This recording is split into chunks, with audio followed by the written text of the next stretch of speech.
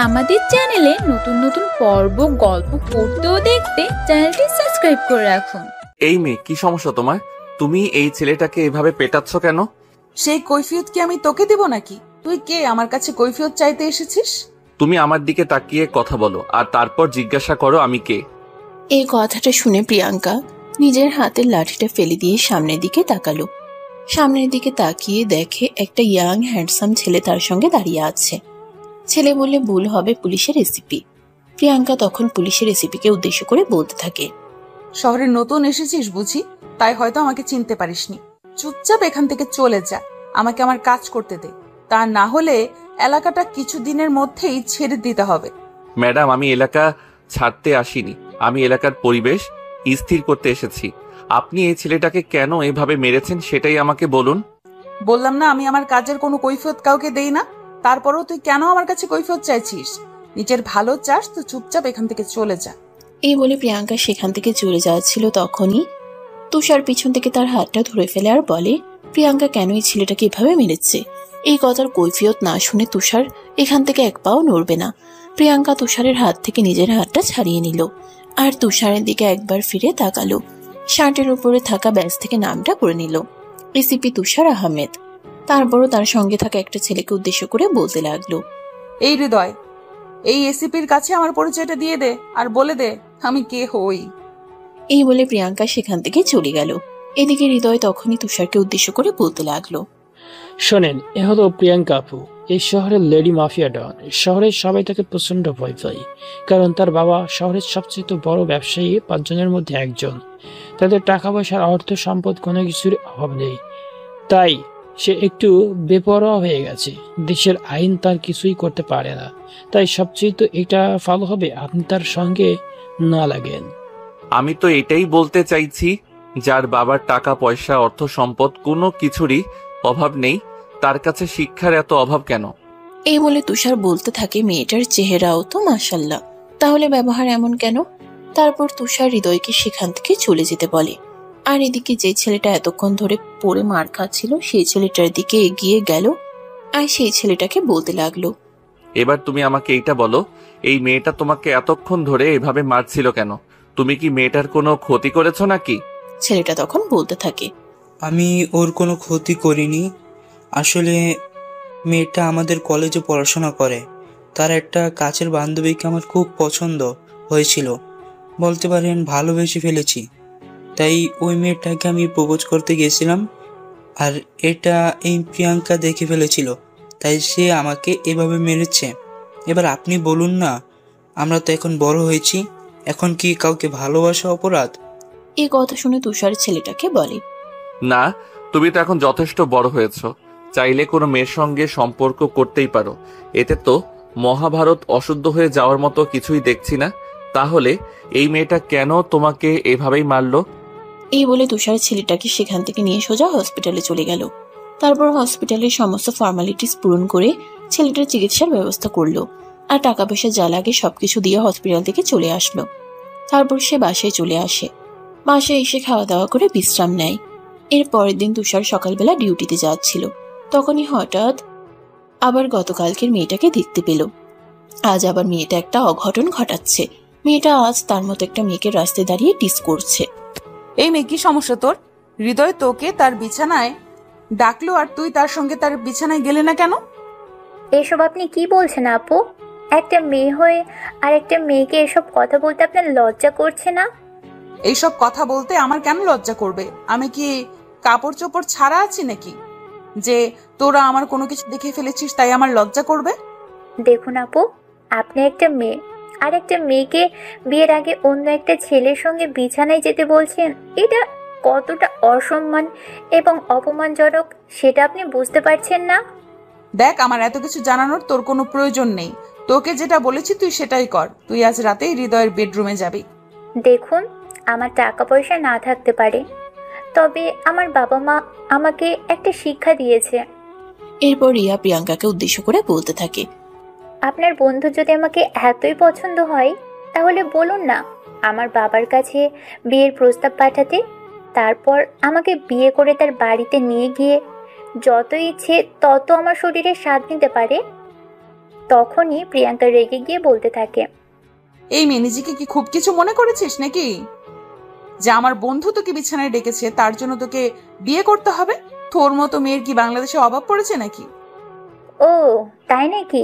তাহলে তো আমাকে বলতেই হয়, আপনার বন্ধুকে চলুন আমার পিছনে ঘোরা বন্ধ করে দিয়ে পতিতালয়ে যেতে, কারণ আমি তো নষ্ট মেয়ে নয়। যে কোনো একটা ছেলে আমাকে বললো, আমি তার সঙ্গে বিছানায় চলে গেলাম। আমি ভদ্র ফ্যামিলির মেয়ে। ও মা, তাই নাকি? তাহলে তো আমাকেও দেখতে হয় তুই কতটা ভদ্র ফ্যামিলির মেয়ে। চিন্তা করিস না, আজ সন্ধ্যার মধ্যেই আমার ছেলে পেলে দিয়ে তোকে তুলে নেব, আর তারপর দেখবো তুই তোর ইজ্জত কি করে রক্ষা করিস, আর তোর ফ্যামিলির ভদ্রতা শিক্ষা কিভাবে তোকে রক্ষা করে। দুজনের মধ্যে এভাবে কথা কাটাকাটি হচ্ছিল। তখনই তুষার সেখানে উপস্থিত হয় আর প্রিয়াঙ্কাকে উদ্দেশ্য করে বলতে থাকে, কি ব্যাপার, তুমি আজ আবার এখানে কি নিয়ে ঝামেলা করেছো? তুষারের গলার আওয়াজটা শুনে প্রিয়াঙ্কার মেজাজ কিছুটা খারাপ হয়ে গেল। আর তারপর পেছনে তাকিয়ে তুষারের সম্মুখীন হয়ে প্রিয়াঙ্কা বলতে থাকে, এই যে এসিপি সাহেব, আপনাকে না বলেছি আপনি আমার কোনো কাজে নাক গলাতে আসবেন না? তারপরও কেন আপনি অযথাই নিজের ইচ্ছায় আমার সঙ্গে ঝামেলা করছেন? ঝামেলা তো আমি তোমার সঙ্গে করছি না, তুমি অন্য সবার সঙ্গে করছো দেখতে পেলাম। মেয়েটার সঙ্গে তুমি কিছু একটা নিয়ে তর্ক করছো, এবার আমাকে বলো মেয়েটার সঙ্গে কি নিয়ে তুমি ঝামেলা করছো? তখনই প্রিয়াঙ্কা বলতে থাকে সে মেয়েটার সঙ্গে যাই কিছু নিয়ে ঝামেলা করুক না কেন, সে কৈফিয়ত এসিপি তুষারকে দেবে না। তুষারও ছেড়ে দেওয়ার মতো পাত্র নয়। তখনই তুষার ওই মেয়েটাকে উদ্দেশ্য করে বলে, প্রিয়াঙ্কা, তোমার সঙ্গে কি করেছে সেটা তুমি আমাকে খুলে বলো। স্যার, প্রিয়াঙ্কা আপু আমাকে বলছে আমি যেন ওনার বন্ধুর সঙ্গে বিছানায় যাই, কিন্তু ওনার বন্ধু আমাকে বিয়ে করবে না। তোমার বন্ধু নাকি আমাকে ভালোবাসে, তাই আমি ওনাকে বলেছি আপনার বন্ধু যদি আমাকে ভালোবাসে তাহলে আপনার বন্ধুকে বলুন আমাকে বিয়ে করে ওনার বাড়িতে নিয়ে যেতে, কিন্তু ওনারা এটাতে রাজি নয়। মেয়েটার মুখ থেকে এই কথা শুনে তুষার কি বলবে কিছুই ভেবে পাচ্ছে না। এটা মেয়ে নাকি অন্য কিছু? একটা মেয়ে হয়ে অন্য একটা মেয়েকে তার বন্ধুর সঙ্গে বিয়ের আগেই বিছানায় যেতে বলছে, এটা কেমন ধরনের মানসিকতা, এটাই বুঝতে পারছে না তুষার। তখনই তুষার প্রিয়াঙ্কাকে উদ্দেশ্য করে বলে, আচ্ছা, তুমি কেমন মেয়ে মানুষ এটাই বলো তো আমাকে। একটা মেয়ে হয়ে অন্য একটা মেয়েকে বিয়ের আগে আরেকটা ছেলের সঙ্গে বিছানায় যেতে চাইছো? তুমি যাবে তো বিয়ের আগে অন্য একটা ছেলের সঙ্গে বিছানায়? তুষারের মুখ থেকে এই কথাটা শুনে প্রিয়াঙ্কা তেলে বেগুনে জ্বলে উঠল আর বলতে লাগলো, এই এসিপি, তোর সাহস দেখে আমি অবাক না হয়ে পারছি না। তুই আমাকে বলছিস বিয়ের আগে অন্য একটা ছেলের সঙ্গে বিছানায় যেতে? তুই আমার পরিচয় জেনে কথাটা বলছিস তো? কেন, তুমি কি শহরের কোনো মন্ত্রী মিনিস্টার নাকি যে তোমার পরিচয় আমাকে জানতেই হবে? একটা কথা, আমি কোনো মন্ত্রী মিনিস্টার কেউ ভয় পাই না। অতঃপর তুষার বলতে থাকে, আমি আইনের রক্ষক, আমি আইনের রক্ষা করতে এসেছি, কারোর বাপদাদার সম্পত্তি নয়। আমার সামনে কেউ কোনো বেআইনি কাজ হলে আমি তাকে তার উপযুক্ত শিক্ষা দিয়েই ছাড়বো। তুষারের মুখ থেকে এই কথা শুনে প্রিয়াঙ্কা রাগে কটমট করতে থাকে আর তারপর বলতে থাকে, দেখ এসিপি, আমার কাজে বাধা দিয়ে ভালো করলি না, এর পরিণাম কিন্তু একদিন না একদিন তোকে ভোগ করতেই হবে। ও আচ্ছা, তাই বুঝি? তাহলে ঠিক আছে, আমিও দেখে নেব এর পরিণাম কাকে ভোগ করতে হয়, তোমাকে নাকি আমাকে। এই বলে প্রিয়াঙ্কা তুষারকে শাসাতে শাসাতে সেখান থেকে চলে গেল। এদিকে তুষার তখনও সেখানে দাঁড়িয়ে থেকে ভাবছে এই মেয়েটা এমন কেন, একটা মেয়ে হয়ে অন্য একটা মেয়েকে তার বন্ধুর সঙ্গে বিছানে যাওয়ার প্রস্তাব দেয়। এটাকে আসলে মেয়ে মানুষ নাকি অন্য কিছু? তাছাড়া প্রিয়াঙ্কাকে দেখতে অনেকটা ছেলেদের মতোই লাগে। চুলগুলো ছোট ছোট, সবসময় জিন্স আর টি শার্ট পরে, কথাবার্তা চালচলন ছেলেদের মতোই। এখন তো তুষারের এই সন্দেহ হচ্ছে প্রিয়াঙ্কা আসলেই মেয়ে তো। এরপর দেখতে দেখতে বেশ কিছুদিন সময় চলে গেল। সেদিন প্রিয়াঙ্কার বাবা অফিস থেকে এসে ড্রয়িং রুমে বসেছিল আর প্রিয়াঙ্কা বাসায় তার বাবাকে দেখে সে বলতে থাকে, বাবা, তোমাকে না গতকাল বলেছিলাম আমার 5 লাখ টাকা লাগবে, তুমি টাকাটা আমার অ্যাকাউন্টে ট্রান্সফার করোনি কেন? প্রিয়াঙ্কা, আমি তোমাকে দেখছি কয়েকদিন ধরে তুমি একটু বেশি বেপরোয়া হয়ে গেছো। এই তো কদিন আগে তোমাকে 60 লক্ষ টাকা দেওয়া হলো, এখনো 1 মাস সময় পার হয়নি, তুমি পুরো টাকাটা খরচ করে ফেলেছো। তুমি এগুলো কি শুরু করেছো সেটা আমাকে বলবে? কাম অন বাবা, তোমার এত কোটি কোটি টাকার সম্পদ, সেগুলো যদি আমি খরচ না করি তাহলে কে খরচ করবে বলো আমাকে শুনি। মানে তোমার কি মাথা খারাপ হয়ে গেছে নাকি? এই টাকা পয়সা কামাই করতে আমাকে কতটা পরিশ্রম করতে হয়েছে সেটা কি তুমি জানো? এই বলে প্রিয়াঙ্কার বাবা বলতে শুরু করেন, এক সময় আমাদের এই সব কিছুর কিছুই ছিল না, একদম শূন্য পকেটে ছিলাম। শূন্য পকেট থেকে আজ আমি কোটিপতি হয়েছি। এর পিছনের গল্পটা নিশ্চয়ই তোমার জানা নেই। যদি জানা থাকতো তাহলে তুমি এভাবে এত টাকা পয়সা নষ্ট করতে না। টাকা পয়সা নষ্ট করার আগে অন্তত একবার হলেও চিন্তা করতে। আমি যখন শূন্য পকেটে ছিলাম তখন কেউ আমার পাশে ছিল না। সমস্ত জার্নিটা আমাকে একা একাই করতে হয়েছে। এখন আমার টাকা পয়সা আছে, এখন আমার আত্মীয় স্বজন, কোনো কিছুর কোনো অভাব নেই। ওই যে বলে না, ভাত ছড়ালে কাকের অভাব হয় না, আমারও সেই রকম তাই হয়েছে। কিন্তু যখন আমার পাতিলে ভাত ছিল না তখন কিন্তু একটা কাকও আমার কাছে আসতো না। বাবার এমন আহাজারি শুনে প্রিয়াঙ্কা তার বাবাকে বলতে থাকে, দেখো বাবা, এসব আহাজারি করা আমার একদমই পছন্দ নয়। আমি এগুলো একদমই সহ্য করতে পারি না। তাই তোমাকে বলছি, এসব বন্ধ করো। সে না হয় করলাম, কিন্তু তাই বলে তুমি মাত্র 15 দিনে 60 লক্ষ টাকা খরচ করে ফেলবে? বাবা, আমার বন্ধুর জন্মদিন ছিল, সেখানে পার্টি দিয়েছি আর বন্ধুদের নিয়ে একটু ঘুরোঘুরি করেছি। এতেই তুমি যে কয়টা টাকা দিয়েছো সেই কয়টা টাকা শেষ হয়ে গেছে। আমি কি করব? এই 60 লক্ষ টাকাকে তোমার মাত্র কয়েকটা টাকা মনে হচ্ছে? তুমি জানো টাকা কামাই করতে কতটা কষ্ট করতে হয়? বাবার এরকম কথাবার্তা শুনে প্রিয়াঙ্কা উঠে যাচ্ছিল, তাই সে সেখানে আর কোনো কথা না বলে নিজের রুমে চলে গেল। এদিকে ঠিক ওই মুহূর্তে প্রিয়াঙ্কার মা এসে সেখানে উপস্থিত হয়। বাবা মেয়ের এরকম তর্ক বিতর্কে প্রিয়াঙ্কার মা বলে, কি ব্যাপার, তুমি আমার মেয়েকে এভাবে রাগিয়ে দিলে কেন? মেয়েটা কি এমন চেয়েছে যেটা তুমি দিতে পারোনি? তখন প্রিয়াঙ্কার বাবা বলতে থাকে, প্রিয়াঙ্কা একটা মেয়ে মানুষ, তাকে এভাবে বেপরোয়া ভাবে চলতে দেওয়াটা আমাদের জন্য একদমই কিন্তু উচিত হচ্ছে না। তাকে আমি মাসের 1 তারিখে 60 লক্ষ টাকা দিয়েছি তার হাত খরচের জন্য। আজ মাসের সবেমাত্র 15 তারিখ, ইতিমধ্যেই সে সমস্ত টাকা খরচ করে ফেলেছে। তোমার মেয়েগুলো কি শুরু করেছে আমি সেটাই তো বুঝতে পারছি না। প্লিজ তুমি তোমার মেয়েকে বোঝাও। তখনই প্রিয়াঙ্কার মা বলতে থাকে, আমার মেয়ে 15 দিনে 60 লাখ টাকা খরচ করেছে, এতে কি এমন হয়ে গেছে? আমাদের যা কিছু আছে সবকিছু একমাত্র মালিক প্রিয়াঙ্কা। সে যদি নিজেই সম্পত্তি নিজে খরচ করে তাহলে এখানে বাধা দেওয়ার কি আছে? তাছাড়া সবকিছু তো ওর জন্যই করা হয়েছে, তাহলে ও খরচ করবে না তো কে খরচ করবে? প্রিয়াঙ্কার মায়ের এমন কথা শুনে প্রিয়াঙ্কার বাবা কি বলবে কিছুই ভেবে পাচ্ছেন না। কারণ মা যদি মেয়েকে শাসন না করে সে মেয়ে বিগড়ে যাবে, এটাই তো স্বাভাবিক। কিন্তু তাই বলে 15 দিনে 60 লক্ষ টাকা খরচ করে ফেলবে? আরে এটাও কি স্বাভাবিক? এই কথা শুনে প্রিয়াঙ্কার মা প্রিয়াঙ্কার বাবাকে বলতে থাকে, দেখো, তুমি একদম এরকম করবে না। তোমার আচরণ দেখে মানুষ মনে করবে প্রিয়াঙ্কা আমাদের নিজের মেয়ে নয়, তাই তুমি প্রিয়াঙ্কার সঙ্গে এরকম কিপটেমি করছো। দেখো, ব্যাপারটা কিপটে নয়। আমি যেটা তোমাদেরকে বোঝাতে চাইছি দয়া করে সেটা বোঝার চেষ্টা করো। শেষের পথে তাকে তো আমি কয়েকদিন ধরেই বলেছি আমার ব্যবসা দেখাশোনা করুক, সেখান থেকে আমি একটা নির্দিষ্ট অ্যামাউন্ট তার অ্যাকাউন্টে ট্রান্সফার করে দেবো। কিন্তু সে এসবের কোনো কিছুই করবে না। সারাদিন ভার্সিটি, বন্ধু বান্ধব আর পার্টি এগুলো নিয়েই থাকবে। তখনই প্রিয়াঙ্কার আম্মু বলতে থাকে, আমার মেয়েটার সবেমাত্র অনার্স ফাইনাল ইয়ারে পড়াশোনা করছে, এখন এগুলো করবে না তো কখন করবে? এখনই তো সময় নিজেকে সময় দেওয়ার, লাইফটাকে একটু এনজয় করার। তাহলে যদি মেয়েটা এখন নিজেকে সময় না দেয় তাহলে কি লাভ আছে বলো? আমাদের এত টাকা পয়সা রেখে, বাবার এত টাকা পয়সা থাকার পরও যদি মেয়ে তার লাইফটাকে এনজয় করতে না পারে তাহলে কি কোনো প্রয়োজন আছে বাবার সেই টাকার? প্রিয়াঙ্কার মায়ের এমন কথা শুনে প্রিয়াঙ্কার বাবা খুব ভালো করে বুঝতে পারলো এদের মা মেয়েকে যতই বোঝানো যাক কোনো কাজ হবে না। তারা তাদের মতোই থাকবে আর তাদের মতোই চলবে। এদেরকে যত যাই কিছু বোঝানো হোক না কেন, গরু পিটিয়ে আর ঘোড়া বানানো যাবে না। তাই প্রিয়াঙ্কার বাবা তখন সেখানে আর কোনো কথা বললেন না, চুপচাপ ড্রয়িং রুম থেকে নিজের রুমে চলে গেলেন। এদিকে তার ঠিক 2 দিন পরেই প্রিয়াঙ্কার বাবাকে অফিসিয়ালি একটা জরুরি কাজে দেশের বাইরে যেতে হবে। তখনই প্রিয়াঙ্কার বাবা প্রিয়াঙ্কাকে নিজের রুমে ডেকে নেন আর বলেন ওনাকে 2 দিন দেশের বাইরে থাকতে হবে। এই 2 দিন যেন প্রিয়াঙ্কা অফিসের একটু দেখাশোনা করে, খুব বেশি না, অফিসের অ্যাটেন্ড থাকলেই হবে। তখন প্রিয়াঙ্কা বলতে থাকে, আচ্ছা, তুমি আমাকে কি পেয়েছো সেটাই বলো।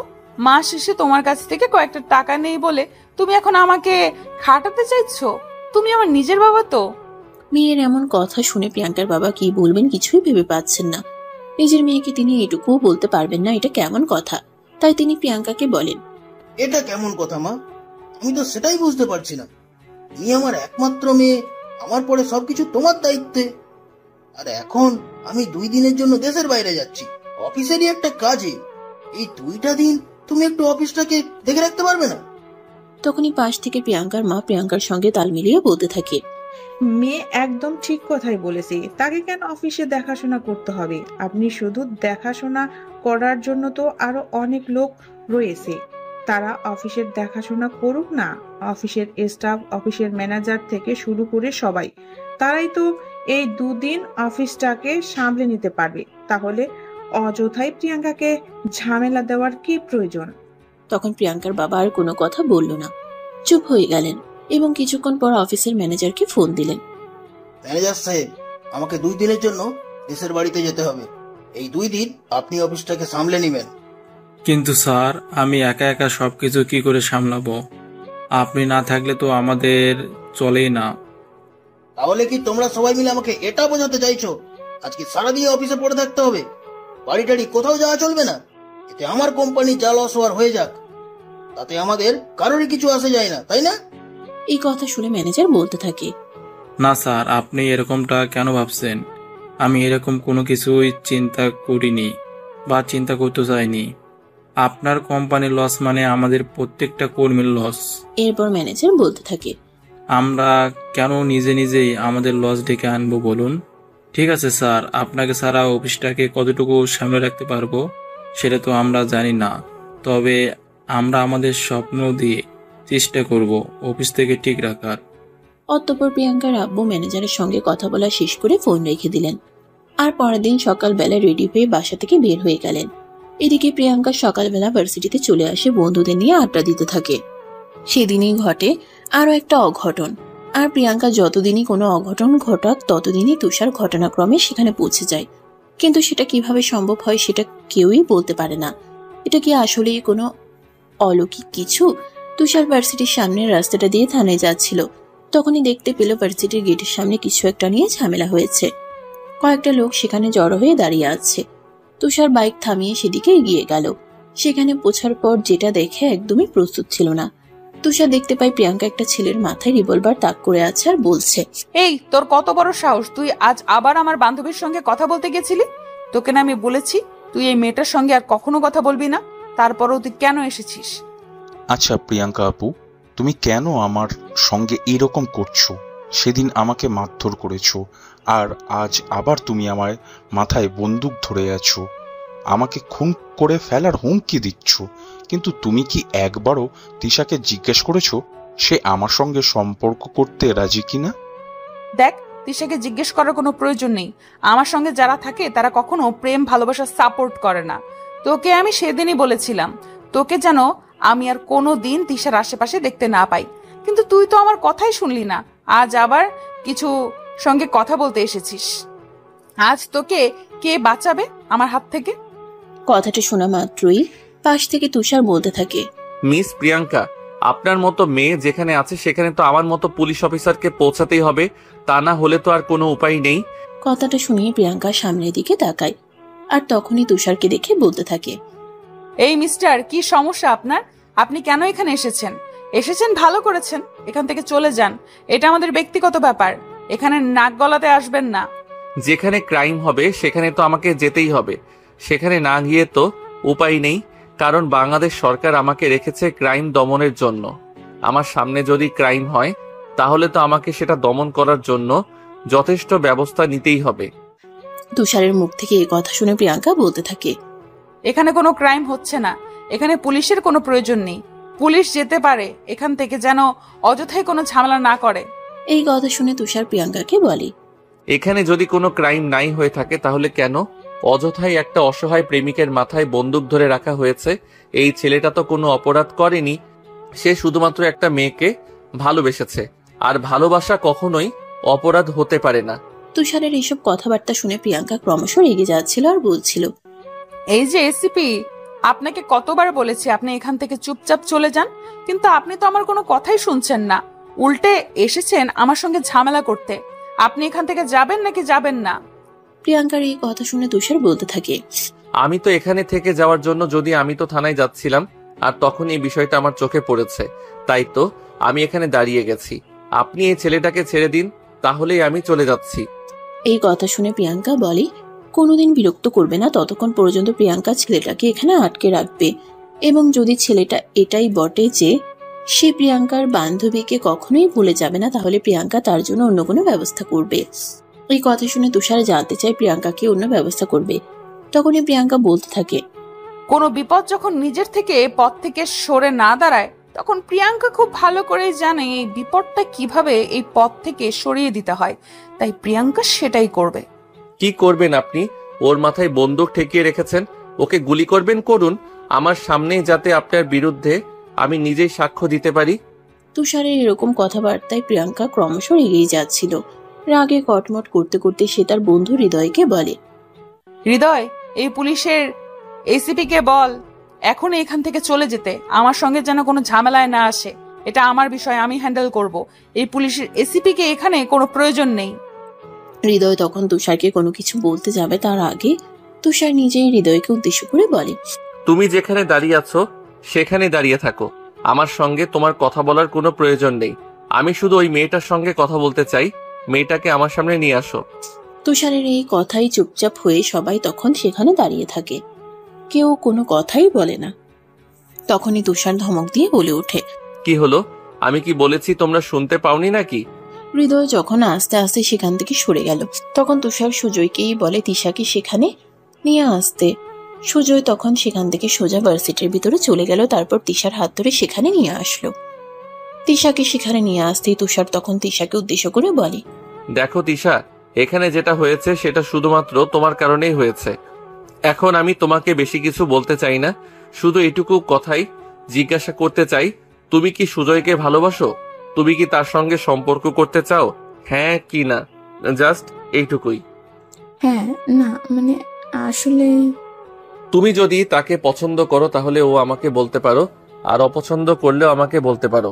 তুমি যেটা চাইবে এখানে সেটাই হবে, তোমার কথার বিরুদ্ধে কেউ যাবে না। আর ভয় পাওয়ার কোনো কারণ নেই, আমি এখানে আছি। তুমি যা চাইবে আমি তোমাকে সেইটাতেই সহযোগিতা করব। আসলে আমি তো সুজনের সঙ্গে সম্পর্ক করতে চাই, কিন্তু প্রিয়াঙ্কার জন্য সেটা হয়ে উঠছে না। প্রিয়াঙ্কা চায় না তার সঙ্গে যারা আছে তারা কেউ প্রেম ভালোবাসার মতো সম্পর্কে জড়াক। আমার জীবনের ভুল হয়েছে প্রিয়াঙ্কার মতো একটা মেয়ের সঙ্গে বন্ধুত্ব করা। কথাটা শুনেই প্রিয়াঙ্কা তেলে বেগুনে জ্বলে উঠল। রাগে কটমট করতে করতে তৃষাকে উদ্দেশ্য করে বলতে থাকে, তোর এতই প্রেম করার ইচ্ছে হয়েছে তুই আমার বিরুদ্ধে গিয়ে প্রেম করবি? আজ তোকে আমি শেষ করে ফেলবো। এই কথা বলে প্রিয়াঙ্কা সঙ্গে সঙ্গে তিশার দিকে তাক করে বন্দুকের গুলি ছুড়ে যায়। সৌভাগ্যবশত তখনই তুষার টান দিয়ে তিশাকে সেখান থেকে সরিয়ে নেয়, যার বিনিময়ে তিশা বেঁচে যায়। এদিকে প্রিয়াঙ্কার এরকম কর্মকাণ্ড দেখে তুষার প্রচন্ড পরিমাণে ক্ষেপে গেলেও তাৎক্ষণিক প্রিয়াঙ্কাকে ঠাস করে গালে একটা থাপ্পড় বসিয়ে দিয়ে তার হাত থেকে রিভলভারটা ছিনিয়ে নিল। প্রিয়াঙ্কাকে থাপ্পড় দিতেই প্রিয়াঙ্কা আরো বেশি রেগে গেল। তখনই সে পিছন ফিরে তুষারকে থাপ্পড় দিতে চাইছিল। তখনই তুষার তার হাতটা ধরে ফেলে আর বলে, সবার সঙ্গে শক্তি দেখাতে হয় না, বুঝতে পেরেছো ডিয়ার? তোমার এটা বোঝা উচিত, আমি একজন পুলিশ অফিসার। তুই এক্ষুনি আমার রিভলভার ফেরত দে, তা না হলে তোর সঙ্গে এমন কিছু হবে যেটা তুই কল্পনাও করতে পারবি না। তখন তুষার বলতে থাকে, আমার কি হবে না হবে সেই সব কিছু আমি চিন্তাও করতে চাই না, কিন্তু এখন তোমার কি হবে সেটা তুমি নিজেও ভাবতে পারবে না, কারণ তুমি একজন পুলিশ অফিসারের সামনে একজনকে অ্যাটেম্প টু মার্ডার করতে চেয়েছো। সেই অপরাধে আমি তোমাকে অ্যারেস্ট করলাম। এখন তুমি আমার সঙ্গে থানায় চলো, তারপর তুমি তোমার নিজের কি হবে সেটাই চিন্তা করো। এই কথা শুনে প্রিয়াঙ্কা আরো বেশি ক্ষেপে গিয়ে বলতে থাকে, তুই আমার হাতটা ছেড়ে দে বলছি, তা না হলে কিন্তু আমি তোর ইজ্জতের 12টা বাজিয়ে দিব। তুই আমাকে চিনিস না আমি কি করতে পারি আর কি করতে না পারি সেই সম্পর্কে তোর বিন্দুমাত্র ধারণা নেই। তোমার সম্পর্কে ধারণা রাখার কোনো চিন্তা ভাবনাও আমার নেই। তুমি যেটা করেছো তোমাকে অ্যারেস্ট করার জন্য, সেটাই আমার জন্য যথেষ্ট, আর তারপর যা করার আইন করবে। তুমি এখন আমার সঙ্গে থানায় চলো, তা না হলে আমি তোমাকে যেভাবে নিয়ে যেতে হয় সেভাবেই নিয়ে যাব। আমি তোর সাথে যাব না, আমিও দেখতে চাই তুই কি করে আমাকে নিয়ে যেতে পারিস। এই বলে প্রিয়াঙ্কা তুষারের হাত থেকে নিজের হাতের মুঠিটা ছাড়ানোর চেষ্টা করে, কিন্তু একজন পুরুষ মানুষের শক্তির সঙ্গে কি সে আদৌ পেরে উঠবে? অনেকক্ষণ চেষ্টার পর সে এক চুলও নাড়াতে পারল না, কারণ তুষার তার হাতটা অনেক শক্ত করে ধরে আছে। এদিকে তুষার অন্য হাত দিয়ে তখনই থানায় ফোন করে আর দুজন মহিলা কনস্টেবলকে আসতে বলে। প্রায় 20 মিনিটের মধ্যে দুজন মহিলা কনস্টেবল সেখানে চলে আসলো।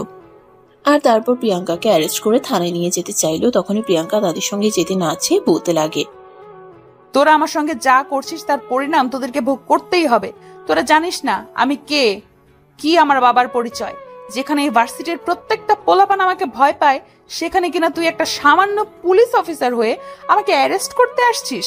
তুষার তখন প্রিয়াঙ্কার কথার উত্তরে বলতে থাকে, কে সামান্য আর কে অসামান্য সেটা থানায় গেলেই বোঝা যাবে। এখন আপাতত থানায় গেলেই হয়। এই বলে তুষার দুজন কনস্টেবলের হাতে প্রিয়াঙ্কাকে তুলে দেয়। তারপর তারা প্রিয়াঙ্কাকে অ্যারেস্ট করে থানায় নিয়ে আসে। তখন ছিল সকাল 10টা। প্রিয়াঙ্কা তখন তুষারকে বলতে থাকে, তুই আমার সঙ্গে খুব খারাপ করেছিস, এর পরিণাম তোকে ভোগ করতেই হবে। আমি প্রিয়াঙ্কা কি জিনিস এটা তুই এখনো বুঝতে পারিসনি। আমি তো বললাম আমি এত চিন্তা ভাবনা করে কোনো কাজ করি না, যা করার করে ফেলি, তারপর যা হয় হবে।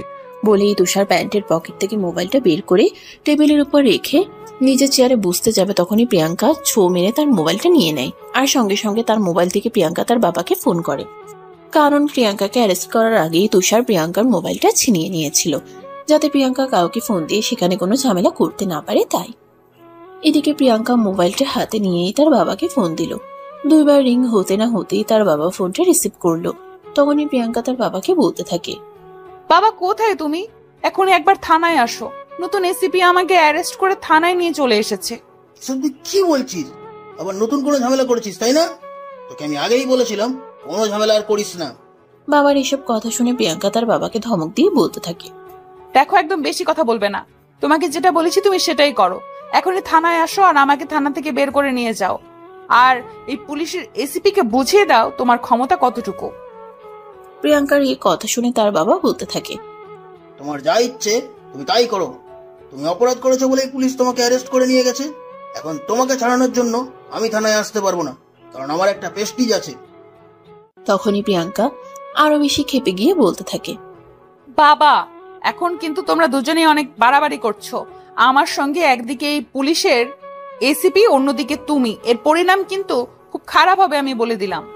বলতেই তুষার প্রিয়াঙ্কার হাত থেকে মোবাইলটা কেড়ে নেয়। আর তারপর সে বলতে থাকে, আসসালামু আলাইকুম আঙ্কেল, প্লিজ আপনি কিছু মনে করবেন না। আমি আপনার মেয়েকে রেস্ট করেছি বলে আপনার মেয়ে কলেজে একটা মেয়েকে বন্দুক দিয়ে গুলি করতে চেয়েছিল। সৌভাগ্যবশত আমি মেয়েটাকে বাঁচিয়ে নিয়েছি, আর সেই কারণেই অ্যাটেম্প টু মার্ডারের অপরাধে আমি আপনার মেয়েকে গ্রেফতার করেছি। হ্যাঁ, সেটা আমি খুব ভালোভাবেই বুঝতে পেরেছি। আমার মেয়ে যদি কোনো অপরাধ না করতো তাহলে পুলিশ কেন, পুলিশের বাবারও সাহস ছিল না আমার মেয়েকে গ্রেফতার করার। যাই হোক, তোমাকে একটা কথা বলি, তুমি কিন্তু এত সহজে ওকে ছেড়ে দিও না। একটু উদ্যম মাধ্যম দিয়ে তারপরেই ছেড়ো। আঙ্কেল, আমি আপনার সঙ্গে পার্সোনালি কথা বলতে চাই। আমি আপনার সঙ্গে কোথায় দেখা করতে পারবো? প্রিয়াঙ্কা গ্রুপ অফ ইন্ডাস্ট্রিজ, এটা আমার অফিস, ওখানে চলে এসো, তাহলেই দেখা হয়ে যাবে। অতঃপর প্রিয়াঙ্কার বাবার সঙ্গে কথা বলা শেষ করে তুষার ফোনটা কেটে দিল। আর এদিকে প্রিয়াঙ্কার রাগে গজগজ করছে আর বলছে, এই পুলিশের রেসিপি, তোকে এত বড় সাহস কে দিয়েছে আমার বাবার সঙ্গে কথা বলার জন্য? তোকে কি আমি বলেছিলাম বাবার সঙ্গে এইভাবে কথা বলতে? এখন যদি আমার বাবা আমাকে ছাড়াতে না আসে তাহলে তুই বুঝবি মজা। আমাকে এইভাবে অ্যারেস্ট করে নিয়ে আসা তোকে আমি হাড়ে হাড়ে টের পাওয়াবো। তখনই তুষার প্রিয়াঙ্কাকে উদ্দেশ্য করে বলে, প্রিয়াঙ্কা তুষারের কোনো কিছুই করতে পারবে না, কারণ তো স্যার আইনের লোক, আর তার সামনে কেউ ক্রাইম করলে সে তা অপরাধীকে শাস্তি দেবে, এটাই তাকে বলে দেওয়া হয়েছে। তাই তার সামনে কেউ অপরাধ করলে সে অ্যারেস্ট না করে আসবে না। তখনই তুষার একজন কনস্টেবলকে ডেকে এনে বলল তিশাকে কাস্টাডিতে নিয়ে যাওয়ার জন্য। তখন দুজন মহিলা কনস্টেবল এসে তিশাকে কাস্টাডির ভিতরে নিয়ে গেল। তিশা যেতেই চাইছিল না, মহিলা দুটো জোর করেই তাকে সেখানে নিয়ে গেল। এদিকে তুষার দুপুরের খাবার খাওয়ার জন্য বাইরে চলে গেল। খাবার খাওয়া শেষ হলে সে প্রিয়াঙ্কার জন্য 1 প্লেট তার চেয়ে বিরিয়ানি অর্ডার করে সাথে নিয়ে থানায় চলে আসলো এবং সেটা একজন মহিলা কনস্টেবলকে দিয়ে প্রিয়াঙ্কার কাছে পাঠিয়ে দিল। কনস্টেবল, এই খাবারটা প্রিয়াঙ্কাকে দিয়ে আসুন, বলবেন আমি পাঠিয়েছি। আচ্ছা স্যার, ঠিক আছে, আমি এখনই নিয়ে আসছি। এই বলে কনস্টেবল খাবারটা নিয়ে প্রিয়াঙ্কার কাছে চলে গেল। প্রিয়াঙ্কার কাছে দিয়ে কনস্টেবল খাবারটা প্রিয়াঙ্কার হাতে তুলে দিয়ে বলল এটা তার জন্য পাঠিয়েছে। এই কথা শুনে প্রিয়াঙ্কা খাবারটা ছুঁড়ে ফেলে দিল আর চিৎকার করে বলতে লাগলো, তোদের রেসিপি স্যারকে গিয়ে বল আমি তার দেওয়া এই খাবার খাবো না। তার খাবার শেখা, আমি এই সস্তা খাবার খাই না। আমাকে বাসায় যেতে দিতে হবে, না হলে কিন্তু আমি এক্ষুনি লঙ্কা কাণ্ড বাঁধিয়ে বসবো। সেসব কথা আমাকে বলে কোনো লাভ হবে না ম্যাডাম, কারণ এসিপি তুষার স্যারকে আপনি চেনেন না। উনি যখনই আপনাকে অ্যারেস্ট করে নিয়ে এসেছেন তখনই আপনার কপালে খারাপ আছে। কেন, তোদের এই এসিপি কি বিশাল কিছু মনে করে নাকি নিজেকে? নিজেকে তিনি বিশাল কিছু মনে করেন না। এই কথাটা যেমন সত্য ঠিক তেমনি আরো একটা সত্য কথা হলো তিনি কোনো অপরাধকেও প্রশ্রয় দেন না। আপনি অপরাধ করেছেন বলে আপনাকে গ্রেপ্তার করে এখানে নিয়ে এসেছে। তোদের অপরাধের গোষ্ঠী কিলাই, আমাকে তোরা এখনো চিনতে পারিসনি। আসুক তোদের এসিপি, ওকে আমি মজা বোঝাবো। তারপর কনস্টেবল আর কোনো কথা না বলেই সেখান থেকে চলে গেল। তারপর সোজা তুষারের কাছে গিয়ে পৌঁছে যাওয়ার সমস্ত ঘটনা বলল। সবকিছু শুনে তুষার কনস্টেবলকে বলতে লাগে, ও যাই কিছু করুক না কেন আপনারা ওকে কোনো কিছুই বলবেন না। আমি ওর ব্যাপারটা দেখছি। ও খাবার খাবে না, না খেয়ে থাকুক, তাতে আমার গেছে যায় আসে না। কিন্তু বড়লোক বাপের বেটি বলেই ও যা ইচ্ছে তা করে বেড়াবে তা তো হতে দেওয়া যাবে না। দেশে আইন কানুন বলে একটা কিছু আছে। এরপর তুষার থানা থেকে বের হয়ে আসে এবং সোজা প্রিয়াঙ্কার বাবার অফিসে চলে আসে। রিসিপশনে এসে পরিচয় দিতে রিসিপশন থেকে প্রিয়াঙ্কার বাবার অ্যাসিস্ট্যান্ট তুষারকে প্রিয়াঙ্কার বাবার কেবিনে নিয়ে গেল। তুষার আর প্রিয়াঙ্কার বাবার সামনাসামনি বসে আছে, দুজনেই নিজ রূপ। তখনই হঠাৎ প্রিয়াঙ্কার বাবা নীরবতা ভেঙে বলতে শুরু করেন, দেখো বাবা, তোমাকে আমি কি বলবো সেটাই ভেবে পাচ্ছি না। আসলে প্রিয়াঙ্কা আমার একমাত্র সন্তান। তারপর বেশ কিছুক্ষণ আবার চুপ হয়ে থাকেন, তারপর আবার বলতে শুরু করেন, ছোটবেলা থেকেই অনেক আদর যত্ন করে মানুষ করেছি। বলতে পারো সোনার চামচ মুখে নিয়ে জন্ম হয়েছে প্রিয়াঙ্কা। কিন্তু কথায় আছে না, বেশি আদরে বাচ্চা বাঁদর হয়ে যায়। প্রিয়াঙ্কার কাছেও ঠিক সেরকমটাই হয়েছে। ওকে আমরা বেশি ভালোবাসা দিয়েছিলাম, তাই সে একটু বেশি বেয়াদব হয়ে গেছে। মেয়েটা এতটা খামখেয়ালি হয়ে গেছে যেটা আমি ভাবতেও পারছি না। আচ্ছা, তুমি আমাকে একটা কথা বলো, প্রিয়াঙ্কার হাতে যে রিভলভারটা দেখতে পেয়েছিলে ওটা কি তুমি জব্দ করতে পেরেছো, নাকি এখনো ওটা ওর কাছেই আছে? তখন তুষার বলতে থাকে সে প্রিয়াঙ্কার কাছ থেকে রিভলভার নিয়ে এসেছে এবং সে রিভলভার প্রিয়াঙ্কার বাবার সামনে রাখে। তখনই প্রিয়াঙ্কার বাবা বলতে থাকে, এটা তো আমার লাইসেন্স করা রিভলভার, এটা আমার আলমারিতে ছিল, কিন্তু এটা প্রিয়াঙ্কার হাতে গেল কি করে? আঙ্কেল, আমি বুঝতে পেরেছি ব্যাপারটা হয়তো প্রিয়াঙ্কা এটা কাউকে না জানিয়ে নিজের কাছে নিয়ে নিয়েছে। কিন্তু এখন আপনি আমাকে এটা বলুন, আপনার মেয়ে যে অবস্থা করছে এর থেকে পরিত্রাণ পাওয়ার উপায় কি? তখন প্রিয়াঙ্কার বাবা বলতে থাকে, আমি তো নিজেই জানি না এর থেকে পরিত্রাণ পাওয়ার উপায় কি আছে। আমি তো নিজেই মেয়েটাকে কন্ট্রোল করতে পারছি না, সেখানে তোমাকে কিভাবে উপায় বলে দেব? তবে এখন থেকে ওকে আর ছাড় দেওয়া যাবে না। তখন তুষার বলতে থাকে, ওকে যতই ছাড় দেওয়া হচ্ছে ও ততই মাথায় উঠে বসছে। এবার ওকে একটু টাইট করতে হবে। ঠিক ওই মুহূর্তে প্রিয়াঙ্কার বাবা তুষারকে বলতে থাকে, দেখো, ওকে এত সহজে কায়দা করা যাবে না। ও তোমার কাস্টডিতে আছে, থাকুক। তোমাকে আমি প্রথম থেকেই বুঝতে পেরেছি তুমি আর 5টা পুলিশ অফিসারের মতো নও। তুমি যথেষ্ট দায়িত্ববান একজন পুলিশ অফিসার। তাই তো নিজের থেকেই তুমি আমার কাছে এসেছো আমার মেয়েকে কিভাবে সঠিক পথে ফিরিয়ে আনা যায় সেই কথাটা জানার জন্য। দেখো, তোমার কাছে আছে থাকুক, আমি জানি ওই তোমার কাছে ভালো থাকবে। তবে একজন বাবা হিসেবে তোমার কাছে আমি একটা রিকোয়েস্ট করছি, আমার মেয়েটাকে সুপথে ফিরিয়ে আনার দায়িত্বটা তুমি নিবে। ওকে কিভাবে টাইট করা যাবে? আমি আসলে বিষয়টা সম্পূর্ণ বুঝতে পারলাম না। আপনি কি বলতে চাইছেন? যদি একটু খুলে বলতেন তাহলে আমার বুঝতে সুবিধা হতো। তখন প্রিয়াঙ্কার বাবা বলতে থাকে, আমি খুব ভালো করেই জানি আমার মেয়েকে সঠিক পথে ফিরিয়ে নিয়ে আসা অতটাও সহজ কাজ নয়। তবে ওকে সঠিক পথে ফিরিয়ে আনা যাবে, কিন্তু তার জন্য একজন সঠিক মানুষের প্রয়োজন আছে। তোমাকে দেখে আমার মনে হয় তুমি সেই সঠিক মানুষ। তখন তুষার বলতে থাকে, আঙ্কেল, আমি কিন্তু আসলে আপনার কথাটা ঠিকভাবে বুঝতে পারছি না। আমি একজন পুলিশ অফিসার, আমি অবশ্যই চেষ্টা করি একজন ক্রিমিনালকে সঠিক পথে ফিরিয়ে নিয়ে আসার জন্য। কিন্তু আপনার মেয়ের সেই অবস্থা, এতে মনে হয় না ওকে এত সহজে সঠিক পথে ফিরিয়ে নিয়ে আসা যাবে। এই কথা শুনে প্রিয়াঙ্কার বাবা বলে, তাই তো আমি এই দায়িত্বটা তোমাকেই দিতে চাই। আমি সহজ করেই বলছি, আমি তোমাকে আমার মেয়ের জামাই বানাতে চাই। এই কথা শুনে তুষার বলতে থাকে, এসব আপনি কি বললেন আঙ্কেল? এটা একেবারেই সম্ভব নয়। আপনার মেয়ের মতো একটা মেয়েকে আমি কখনোই আমার ফ্যামিলির সঙ্গে মানানসই করে তুলতে পারবো না। কারণ আমার ফ্যামিলি যথেষ্ট ভদ্র ফ্যামিলি এবং শান্তিপ্রিয় ফ্যামিলি, যেখানে আপনার মেয়ে তার সম্পূর্ণ উল্টা। আমি যদি আপনার মেয়েকে বিয়ে করে বাড়িতে নিয়ে যাই তাহলে আমার মা বাবা ভাই বোন সবাই মিলে আমাকে বাড়ি থেকে বের করে দেবে। হ্যাঁ, সেটা আমি খুব ভালো করেই জানি। সবকিছু জেনে শুনে আমার মেয়ের মতো একটা মেয়েকে কেউ সহজে নিজের ঘরের পুত্রবধূ করে নিতে চাইবে না। কিন্তু তারপরেও একজন অসহায় বাবা হয়ে তোমার কাছে বলতে পারো আমি অনুরোধ করছি। কথাটা শুনে বেশ কিছুক্ষণ চুপ হয়ে থাকে তুষার, আর মনে মনে ভাবতে থাকে আসলে উনি তো ঠিক কথাই বলছেন, উনি তো একজন অসহায় বাবা। মেয়ে এতটাই বেপরোয়া হয়ে গেছে যে তার বাবা কোনো কিছুই করতে পারছে না।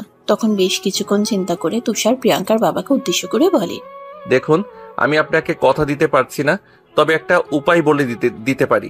আপনি চাইলে আমার ফ্যামিলির সঙ্গে একটু কথা বলে দেখতে পারেন। তারা যদি রাজি থাকে তাহলে আমার কোনো আপত্তি নেই। তবে একটা কথা আপনাকে আমি বলে দিচ্ছি, আপনার মেয়ে যে এরকম উশৃঙ্খল করে সেটা কিন্তু আপনি কোনোভাবেই তাদেরকে জানাবেন না। তুষারের এই কথা শুনে প্রিয়াঙ্কার বাবা তুষারের হাত দুটো ধরে একদম কেঁদে ফেলে, আর তারপর বলতে থাকে, আমার এই ঋণ আমি কোনোদিনও শোধ করতে পারবো না। তোমার কাছে আমি সারা জীবন কৃতজ্ঞ থাকবো আমার এত বড় একটা উপকার করার জন্য বাবা। তখন তুষার উল্টে প্রিয়াঙ্কার বাবার হাত দুটো ধরে বলতে থাকে, আঙ্কেল প্লিজ আপনি কোনো চিন্তা করবেন না, আপনি আমার বাবার বয়সী, আমি যতটুকু পারি চেষ্টা করব। তারপর প্রিয়াঙ্কার বাবার সঙ্গে আরো বেশ কিছুক্ষণ কথা বলে তুষার, আর তারপর সেখান থেকে বের হয়ে থানায় চলে আসে। থানায় এসে কনস্টেবলকে বলতে থাকে, স্যার, এই মেয়ের তো দেখছি একদমই মাথা খারাপ। কি করে না করে কোনো কিছু ঠিক ঠিকানা নেই। তার কাছে কোনো কিছু নিয়ে গেলেই সবকিছু ছুঁড়ে ফেলেছে, ভেঙে ফেলেছে। তোমাকে না বলেছে ওর কাছে যাবে না, ওকে ওর মতো থাকতে দাও, ও কি করে সেটা আমি দেখব, এগুলো নিয়ে তোমাদের চিন্তা করতে হবে না। বলতেই কনস্টেবল সেখান থেকে চলে গেল। তখন তুষার প্রিয়াঙ্কার কাছে গেল। প্রিয়াঙ্কা তুষারকে দেখে গিয়ে বলতে লাগলো, এই কুত্তার বাচ্চা, তুই আমাকে এখানে আটকে রেখেছিস কেন? আমাকে যেতে দে। কাম ডাউন ডিয়ার, এত উত্তেজিত হয়ে কোনো লাভ নেই। এখানে তুমি যতই মেজাজটা দেখাও না কেন, তাতে তোমার কোনো লাভ হবে না, বরঞ্চ তোমার ক্ষতি হবে। তাই বলি মাথাটা ঠান্ডা করো এবং আমার কাছে স্যারেন্ডার করো। তখন প্রিয়াঙ্কা আরো বেশি ক্ষেপে গিয়ে বলতে থাকে, আমি স্যারেন্ডার করব, তাও আবার তোর কাছে? এটা তুই ভাবলি কি করে? আমি মরে গেলেও তোর সাথে স্যারেন্ডার করব না। তুই আমাকে এক্ষুনি এখান থেকে যেতে দে। এই কথা শুনে তুষার বলতে থাকে, এখান থেকে শুধুমাত্র তুমি তোমার শ্বশুর বাড়িতেই যেতে পারবে, অন্য কোথাও তোমার যাওয়া হবে না। তোর কি মাথা খারাপ হয়ে গেছে? তুই আমার শ্বশুর বাড়ি কোথায় পেলি? আমি তো এখনো বিয়েই করিনি। এই কথা শুনে, বিয়ে করনি তো কি হয়েছে, বিয়ে তোমাকে করতে হবে, এবং যদি তুমি বিয়ে করো তাহলে এখান থেকে মুক্তি পেতে পারবে, নয়তো তোমাকে এখানেই থাকতে হবে। এই বলে তুষার সেখান থেকে বের হয়ে চলে গেল। আর এদিকে প্রিয়াঙ্কার আগে গজগজ করছে বের হওয়ার জন্য। অনেক প্রচেষ্টা করতে লাগলো কিন্তু কোনোটাই কাজে আসলো না। এদিকে বিকেল ঘনিয়ে সন্ধ্যা, আর সন্ধ্যা ঘনিয়ে রাত হয়ে আসলো, কিন্তু প্রিয়াঙ্কার বাবা প্রিয়াঙ্কাকে থানা থেকে নিতে আসলো না। এটা ভেবে প্রিয়াঙ্কার যত বেশি রাগ হচ্ছে তার চাইতে বেশি রাগ হচ্ছে তুষারের উপর। তুষারের কত বড় সাহস, তুষার প্রিয়াঙ্কাকে এখানে আটকে রেখেছে। রাতের বেলা তুষার কনস্টেবলকে ফোন দিয়ে বলে দেয় প্রিয়াঙ্কাকে খাবার দিয়ে আসার জন্য। কনস্টেবল তুষারের কথা অনুযায়ী প্রিয়াঙ্কার কাছে খাবার নিয়ে গেল, কিন্তু প্রিয়াঙ্কা তখন দুপুরের মতো খাবারটা ছুঁড়ে ফেলে দেয়, খাবার খায়নি। আর যে কনস্টেবল তার কাছে খাবার নিয়ে গেছিল সেই কনস্টেবলের গায়ে হাত তুলে আর বলে, এসিপি কে গিয়ে বল আমাকে এখান থেকে বের করতে, তা না হলে যে আমার কাছে আসবে তাকেই আমি এইভাবে মেরে তক্তা বানিয়ে দিব। কনস্টেবল মার খেয়ে একদম দফা রফা হয়ে গেছে। সে কোনো রকমে নিজের জান নিয়ে সেখান থেকে ছুটে পালালো। এদিকে রাতের বেলায় প্রিয়াঙ্কা আর ঘুমাতে পারল না, সারা রাত দাঁড়িয়ে দাঁড়িয়ে কাটিয়ে দিল, কারণ এভাবে শক্ত বিছানায় ঘুমানোর অভ্যাস তার নেই। এদিকে শুধুমাত্র একটা কম্বল দেওয়া হয়েছে তাকে, কোনো বালিশ টালিশ কিছু না। প্রিয়াঙ্কা তো পারলে এখানে কাউকে হাতের কাছে ফেলে খুন করে ফেলতো। সারা রাত না ঘুমিয়ে কাটিয়ে দিল। সকালবেলা তুষার যখনই থানায় আসলো সবার প্রথমে এসে প্রিয়াঙ্কার সঙ্গে দেখা করতে গেল। প্রিয়াঙ্কার সামনে দাঁড়াতেই প্রিয়াঙ্কা চেঁচিয়ে বলে উঠল, এই এসিপির বাচ্চা, তুই আমাকে এখানে আটকে রেখেছিস কেন? আমি সারা রাত ঘুমাতে পারিনি। তুই এখন আমাকে এখান থেকে বের করবি কিনা সেটাই বল। বের তো তোমাকে করতেই চাই, কিন্তু তুমি তো নিজেই বের হতে চাইছো না। তাছাড়া তুমি যে অপরাধ করেছো তার জন্য তো তোমাকে ক্ষমা করে দেওয়াও চলে না। দেখ, আমি তোর কোনো কথাই শুনতে চাই না। তুই এক্ষুনি আমাকে এখান থেকে বের কর। তুমি এখান থেকে চাইলে বের হতে পারবে না মাই ডিয়ার। এখান থেকে তুমি তখনই বের হবে যখন তুমি নিজেকে সম্পূর্ণরূপে শুধরে নেবে, ভালো মানুষ হয়ে যাওয়ার প্রতিজ্ঞা করবে। তাহলে আমি তোমাকে এখান থেকে বের হতে দিব। আর অতীতে যাদের যাদের সঙ্গে অন্যায় করেছে তাদের সবার কাছে তোমাকে ক্ষমা চাইতে হবে, এবং আমাকে এটাও বলতে হবে তুমি আর কখনোই এই সব কিছু করবে না। এই কথা শুনে প্রিয়াঙ্কা চিৎকার দিয়ে বলে ওঠে, তুই কি আমাকে তোর হাতের পুতুল পেয়েছিস নাকি? তুই যেটা বলবি আমি সেটাই করব। আমি তোর কথা মতোই চলবো, এটা তুই ভাবলি কি করে? আমি মরে গেলেও তোর ইশারা মতো চলবো না। তাহলে তুমি এটার ভিতরেই থাকো। যতদিন পর্যন্ত তুমি নিজেকে শোধরাতে না পারবে ততদিন পর্যন্ত তুমি এখান থেকে বের হতে পারবে না। এই বলে তো সেখান থেকে চলে গেল। এদিকে প্রিয়াঙ্কা পিছন থেকে তুষারকে অনেকবার ডাক দেয়, কিন্তু তুষার প্রিয়াঙ্কার ডাক শুনেও না শোনার ভান করে সেখান থেকে চলে যায়। অপরদিকে প্রিয়াঙ্কার বাবা সেদিন অফিসের কাজ শেষ করে দুপুর 2টার দিকে তারপর তুষারকে ফোন দেয়। আসসালামু আলাইকুম আঙ্কেল, কেমন আছেন? ওয়ালাইকুম আসসালাম। এই তো আল্লাহর রহমতে ভালোই আছি। তারপর প্রিয়াঙ্কার বাবা বলতে থাকে, বাবা তোমাকে একটা কথা বলতে চাই। আমি তো কাল তোমাকে ব্যাপারটা বলেছিলাম। আজ আমি তোমার বাবা মায়ের সঙ্গে কথা বলতে চাই। তুষার তখন তাকে একটা ঠিকানা লিখে মেসেজ করে দেয়। প্রিয়াঙ্কার বাবা তখন ওই ঠিকানা অনুযায়ী চলে গেল। বাড়ির সামনে দাঁড়িয়ে কলিং বেল চাপ দিতেই একজন মধ্যবয়স্ক মহিলা এসে দরজা খুলে দিল। প্রিয়াঙ্কার বাবা তখন ওর মধ্যে বয়স্ক মহিলাকে সালাম দিয়ে বাড়ির ভেতরে প্রবেশ করার অনুমতি চায়। আসসালামু আলাইকুম, আমি তুষারের বাবা মায়ের সঙ্গে কথা বলতে এসেছি। ওয়ালাইকুম আসসালাম, আমি তুষারের আম্মু। আপনি প্লিজ ভিতরে আসুন, তারপর কথা বলি। এই বলে তুষারের আম্মু প্রিয়াঙ্কার আব্বুকে নিয়ে ড্রয়িং রুমে চলে আসেন। তারপর উনি তুষারের আব্বুকে ডেকে আনার জন্য উপরের রুমে চলে যান। তুষারের আব্বু তখন নিজের রুমে শুয়ে শুয়ে টিভি দেখছিলেন। তখনই তুষারের আম্মু তুষারের আব্বুকে বলে, একটু আমার সঙ্গে নিচে আসো তো, কেউ একজন এসেছে আমাদের সঙ্গে কথা বলতে চায়। আমাদের সঙ্গে কথা বলতে চায়। তুমি কি ওই লোকটাকে চেনো নাকি? না, ইভেন আমি তো আজকের আগে কোনোদিন ওই লোকটাকে দেখিওনি, তাই তো তোমাকে ডাকতে আসলাম, তাড়াতাড়ি নিচে আসো। অতঃপর তুষারের আব্বু আম্মু দুজনে ড্রয়িং রুমে এসে বললেন। তুষারের আব্বু ওনাকে দেখেই চিনে ফেললেন, কারণ উনি শহরের সবচেয়ে বড় নামকরা ব্যবসায়ী 5 জনের মধ্যে একজন। তুষারের আব্বু ওনাকে দেখে বলতে লাগলেন, আরে আসলাম সাহেব, আপনি আমার বাড়িতে? কেন, আপনার বাড়ির বাইরে তো সাইনবোর্ড লাগানো নেই যে আমি আসতে পারবো না বা আমার আসতে নিষেধ আছে এই বাড়িতে? না, ব্যাপারটা আসলে ওই রকম নয়। ব্যাপারটা হলো আপনার মতো বড় একজন ব্যবসায়ী এবং গণমান্য লোক আমার বাড়িতে, এটাই তো আমি ভাবতে পারছি না। তো বলেন, কি মনে করে গরিবের বাড়িতে হাতির পা পড়ল? তখনই প্রিয়াঙ্কার আব্বু তুষারের আব্বুকে বলতে থাকে, দেখুন প্লিজ এভাবে বলবেন না। আমি আপনার সঙ্গে একটা ব্যাপারে কথা বলতে এসেছি। আপনি যদি অনুমতি দেন তাহলে বলতে পারি।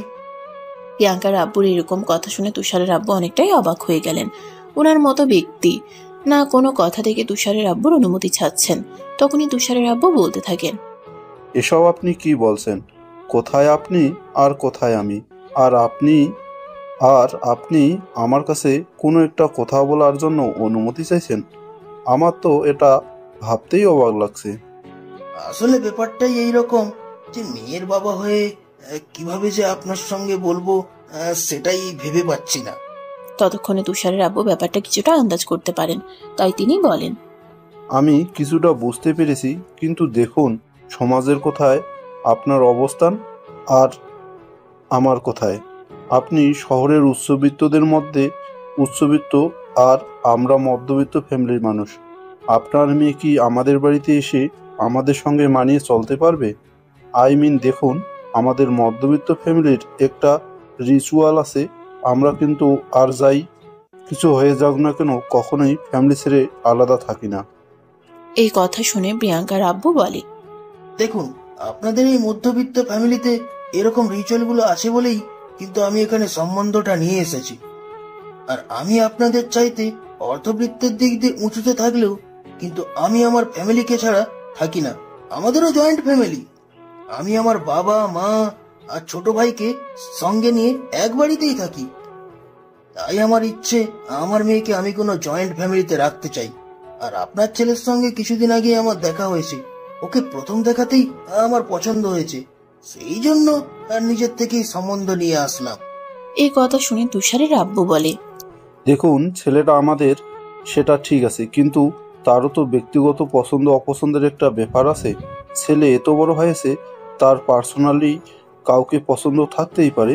তাই আমরা ওর সঙ্গে কথা না বলে আপনাকে কোনো কথা দিতে পারছি না। তার জন্য আমরা খুবই দুঃখিত। ওটা কোনো ব্যাপার না, আমি আপনার ছেলের সঙ্গে আগেই কথা বলে নিয়েছি। আপনার ছেলে রাজি আছে, এখন আপনারা রাজি থাকলেই হয়। এই কথা শুনে তুষারের আব্বু বলেন, তাহলে ঠিক আছে। তারপর তিনি জানতে চান তুষার আর ওনার মেয়ের কখনো সামনাসামনি দেখা হয়েছে কি না।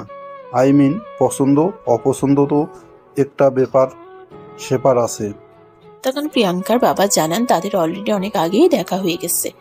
তাদের দুজনের পার্সোনালি কোনো প্রবলেম নেই একে অপরকে বিয়ে করতে। সবকিছু জানা বোঝা শেষ করার পরেই তিনি তুষারের বাবার কাছে বিয়ের সম্বন্ধ নিয়ে এসেছেন, এমনটাই জানান। সবকিছু শুনে তুষারের বাবা বলেন, ঠিক আছে, তাহলে আজ আপনি আসতে পারেন। আমার ছেলে বাড়িতে আসুক। আমাদের ফ্যামিলির তো একটা ব্যাপার সেপার আছে, আমরা সবাই মিলে একসঙ্গে বসে কথা বলে তারপরেই আপনাকে জানাবো। ঠিক আছে ভাইজান, কোনো সমস্যা নেই, আমি অপেক্ষায় থাকবো আপনার উত্তর শোনার জন্য। এদিকে ততক্ষণে তুষারের আম্মু প্রিয়াঙ্কার আব্বুর জন্য চা নাস্তার ব্যবস্থা করেন। তারপর সবাই মিলে একসঙ্গে চা নাস্তা খেয়ে প্রিয়াঙ্কার বাবাকে বিদায় জানান। প্রিয়াঙ্কার বাবা অফিসে এসেই তুষারকে ফোন দেয় আর সবকিছুই জানায়। সবকিছু শুনে তুষার বলে, আচ্ছা ঠিক আছে, আমি বাসায় গিয়ে দেখি কি হয়, তারপর আপনাকে সবকিছু জানাবো। অতঃপর প্রিয়াঙ্কার আব্বু ফোনটা কেটে দেয়। আর এদিকে তুষার ডিউটি শেষ হওয়ার সময়ই হয়ে আসে। তুষার ডিউটি শেষ হওয়ার আগেই একবার প্রিয়াঙ্কার সঙ্গে দেখা করতে যায়। প্রিয়াঙ্কার সঙ্গে দেখা করতে যাওয়ার আগে তুষার প্রিয়াঙ্কার জন্য কিছু খাবার, কিছু চকলেট আর একটা ফুলের তোড়া নিয়ে এসেছিল। ওগুলো সঙ্গে নিয়ে তারপরেই গেল। প্রিয়াঙ্কা তুষারকে দেখে রেগে আগুন মুখে যা আসছে তাই বলে, এই হারামজাদা, তোকে না বলছি তুই আমাকে এখানে আটকে রাখবি না, আমাকে ছেড়ে দে। আমি এখানে আর এক মুহূর্তও থাকবো না। তুই আমাকে যেতে দিচ্ছিস না কেন? তুমি এত উত্তেজিত কেন হচ্ছ? আমি তো সেটাই বুঝতে পারছি না, এত উত্তেজিত হওয়ার কি আছে? তোমাকে তো বললাম এখান থেকে সোজা তুমি তোমার শ্বশুর বাড়িতে যেতে পারবে। যদি শ্বশুর বাড়িতে যেতে চাও তাহলে তোমাকে এখান থেকে ছেড়ে দেব, তা না হলে তুমি এখান থেকে কোথাও যেতে পারবে না। তুই কি মগের মূল্য পেয়েছিস নাকি? তখন তুষার বলতে থাকে, মগের মূল্য পেয়েছি কিনা সেটা বলতে পারছি না, তবে তোমাকে শায়েস্তা করার মতো একটা উপায় পেয়েছি, তাই তোমাকে শায়েস্তা না করে ছাড়বো না। তোমার কেসটা এখনো ফাইল করা হয়নি। যদি তোমার কেসটা ফাইল করি, তুমি একজন অন ডিউটিরত পুলিশ অফিসারের সামনে একজনকে অ্যাটেম্পট টু মার্ডার করতে চেয়েছিলে, তাহলে তোমার কি হতে পারে সেটা বুঝতে পারছো? সেটার বিনিময়ে আমি তোমার সঙ্গে সমঝোতা করতে চাইছি। এখন তুমি কি করবে সেটা একান্তই তোমার ব্যক্তিগত ব্যাপার। প্রিয়াঙ্কা তখন নিজেকে কিছুটা নরম করে আর বলে, এসিবি প্লিজ আমাকে এখান থেকে যেতে দিন। আমি এখানে আর থাকতে পারছি না, আমার দম বন্ধ হয়ে আসছে। আপনি তো জানেন আমি কেমন ফ্যামিলির মেয়ে, আমার কোথায় থাকার অভ্যাস, আমার এখানে নিঃশ্বাস নিতে কষ্ট হয়। এই কথা শুনে তুষার প্রিয়াঙ্কাকে বলে, এটা নিশ্চয়ই অপরাধ করার আগে বোঝা উচিত ছিল। তখন যদি তুষার মেয়েটাকে বাঁচিয়ে নেই তো তাহলে তো মেয়েটা গুলিবিদ্ধ হয়ে মারা যেত, আর তারপর কি হতো? প্রিয়াঙ্কার নিশ্চিত ফাঁসি। এসব কথা শুনে প্রিয়াঙ্কা নিজেকে একটু নরম করার চেষ্টা করে আর তারপর আবারও তুষারকে বলে, আচ্ছা ঠিক আছে, আমি ওর কাছে সরি বলে নিব, কিন্তু আমাকে এখান থেকে যেতে দিন। শুধু সরি বললে হবে না, তোমার নিজেকে সংশোধন করতে হবে। তোমাকে এখানে আরো বেশ কিছুদিন থাকতে হবে যাতে তুমি নিজের ভুলটা বুঝতে পারো আর নিজেকে সংশোধন করো। এরপর প্রিয়াঙ্কাকে আর কোনো কথা বলার সুযোগ না দিয়ে প্রিয়াঙ্কার জন্য নিয়ে আসা জিনিসগুলো কনস্টেবলের হাতে তুলে দিয়ে তুষার সেখান থেকে চলে গেল। তুষার সেখান থেকে চলে যাওয়ার কিছুক্ষণ পর কনস্টেবল জিনিসগুলো নিয়ে প্রিয়াঙ্কার কাছে গেল। প্রিয়াঙ্কা জিনিসগুলো দেখে আবারও তেলে বেগুনে জ্বলে উঠল আর ঠাস করে কনস্টেবলের গালে কয়েকটা চর বসিয়ে দিয়ে সেখান থেকে পালানোর চেষ্টা করলো। কিন্তু প্রিয়াঙ্কা কোনোভাবেই সেখান থেকে পালাতে পারলো না, কারণ কনস্টেবলের চিৎকার চেঁচামেচিতে অন্য সব পুলিশরা ওখানে চলে এসেছিল আর প্রিয়াঙ্কাকে ধরে ফেলেছিল। তাই তারা আবারও প্রিয়াঙ্কাকে ক্যাস্টরির ভিতর ঢুকিয়ে দেয়। প্রিয়াঙ্কা অনেক চিৎকার চেঁচামেচি করে এবং তাকে ছেড়ে দিতে বলে, কিন্তু তারা প্রিয়াঙ্কার কোনো কথাই শোনে না। প্রিয়াঙ্কাকে হাজতের ভিতর ভরে দিয়ে তালা লাগিয়ে দেয় আর তারপর সবাই সেখান থেকে চলে গেল। এদিকে আজ 3 দিন হয়ে গেছে প্রিয়াঙ্কা কোনো খাবার খায় না, যদিও তাকে জেল হাজতের খাবার দেওয়া হয় না। তুষার তার জন্য এক্সট্রা খাবার অর্ডার করে নিয়ে আসে, কিন্তু তারপরেও প্রিয়াঙ্কা সে খাবার ছুঁয়েও দেখে না। সে সবাইকে পরিষ্কার করে জানিয়ে দিয়েছে তাকে যতক্ষণ পর্যন্ত এখান থেকে বের করা না হবে ততক্ষণ পর্যন্ত সে এক গ্লাস পানিও খাবে না। এদিকে তুষারও সবাইকে বলে দিয়েছে প্রিয়াঙ্কা যদি কোনো খাবার না খেয়ে মরেও যায় তাও যেন প্রিয়াঙ্কাকে এখান থেকে বের করা না হয়, যেভাবেই হোক তাকে শোধরাতেই হবে। এদিকে রাত 8টার দিকে বাসায় আসে তুষার। তখনই তার বাবা মা তাকে ড্রয়িং রুমে ডেকে নেয়। ওই মুহূর্তে ড্রয়িং রুমে উপস্থিত ছিল তুষারের মা বাবা সহ তার ভাই বোনেরাও। তুষারের 2 ভাই 1 বোন, তুষার সবার বড়, তারপর তার আরেক ভাই আর সবার ছোট তাদের বোন। তুষারের ছোট ভাই অনার্স 2nd ইয়ারে পড়াশোনা করছে আর তার ছোট বোন ইন্টার 1ম বর্ষে। তুষারের বাবা মা তখন তুষারকে বলে, দেখো, আমরা সবাই মিলে এখানে বসেছি মানে একটা সিদ্ধান্ত নিতে চাই। হ্যাঁ বলো, কি ব্যাপারে সিদ্ধান্ত নিতে চাও? তখন তুষারের বাবা তুষারকে বলতে থাকে, দেখো তুষার, তুমি যথেষ্ট বড় হয়েছো, পড়াশোনা শেষ করেছো, এখন চাকরিও করছো, তাই আমরা তোমার বিয়ের ব্যাপারে কথা বলতে চাই। শহরের বিশিষ্ট ব্যবসায়ী আসলাম সাহেব, ওনাকে তুমি নিশ্চয় চেনো, এবং উনি নিজেই বলেছেন ওনার সঙ্গে তোমার কথা হয়েছে, তাই এই ব্যাপারে তোমাকে কিছু বলতে চায়। তুমি কি মেয়েটা কি সামনাসামনি দেখেছো? হ্যাঁ বাবা, ওনার আর ওনার মেয়ের সঙ্গে আমার একবার সামনাসামনি দেখা হয়েছিল, আর তারপরে উনি আমাকে এসব কথা বলেন। এখন তুমি কি ভাবছো? তুমি কি মেয়েটাকে বিয়ে করবে? দেখো, বিয়ে শাদীর ব্যাপার সারা জীবনের, তাই আমি একা কোনো সিদ্ধান্ত নিতে চাই না। সেই জন্যই আমি ওনাকে বলেছি তোমাদের সঙ্গে কথা বলতে। তোমাদের যদি ওকে পছন্দ হয় তাহলে কথা বলতে পারো, নয়তো ওনার মেয়েকে আমার পার্সোনালি বিয়ে করার কোনো ইচ্ছে নেই। ইভেন এমনটাও নয় যে আমি ওনার মেয়েকে পছন্দ করি বা ওনার মেয়ের সঙ্গে আমার প্রেমের সম্পর্ক রয়েছে, তাই এখন সম্পূর্ণটাই তোমাদের উপর ছেড়ে দিলাম। এই কথা শোনার পর তুষারের আব্বু এবং তার ফ্যামিলির সবাই প্রিয়াঙ্কার ছবি দেখতে চায়। তার কাছে তুষার তখন মোবাইলটা বের করে প্রিয়াঙ্কার একটা ছবি সবাইকে দেখালো। প্রিয়াঙ্কার ছবি দেখে সবাই প্রিয়াঙ্কাকে পছন্দ করে। মেয়েটা দেখতে মাশাআল্লাহ যথেষ্ট সুন্দরী, তাই প্রথম দেখাতেই সবার পছন্দ হয়ে যায়। তাই তুষারের বাবা পরের দিনেই প্রিয়াঙ্কার বাবার সঙ্গে কথা বলতে চান এবং দুজনে মিলে সিদ্ধান্ত নেন খুব তাড়াতাড়ি তাদের দুজনকে এক করে দেবেন।